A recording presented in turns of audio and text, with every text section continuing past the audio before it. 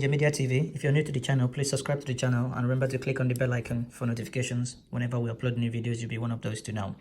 Ihedioha rejects Roga settlements for Fulani herdsmen in Imo State.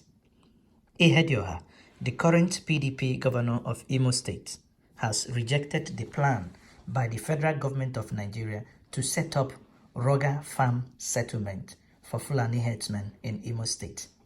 Speaking through his media advisor, Steve Osuji, Ihedioha wondered about the rationale behind the initiative of the proposed Roga settlement for the Fulani herdsmen in Imo State, when none of the northern state has established any of those in the entire federation. For those who do not know, Roga settlement is nothing but a Fulani ranch initiative to be built by the Federal Ministry of Agriculture with federal money. This is not private initiative. Remember, selling of cow, rearing of cow is a private business. One will wonder, why would the federal government of Nigeria want to spend federal government money to establish settlements for the Fulanese? If you remember, some people have actually argued, if you have to do a Fulani settlement with federal government money, then we should actually do a Ashoke settlements for the Yorubas, maybe spare pass settlement and spare pass or Tromadan settlement for the Igbos, and maybe fish and Ogogoro manufacturing settlement for the riverine people. How on earth can the federal government use their money, our collective money, to venture into a private initiative?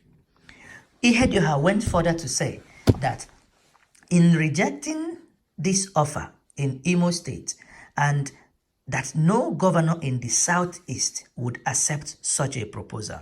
He said, the southeastern states will not rush to accept this proposal when none of the northern states had implemented it.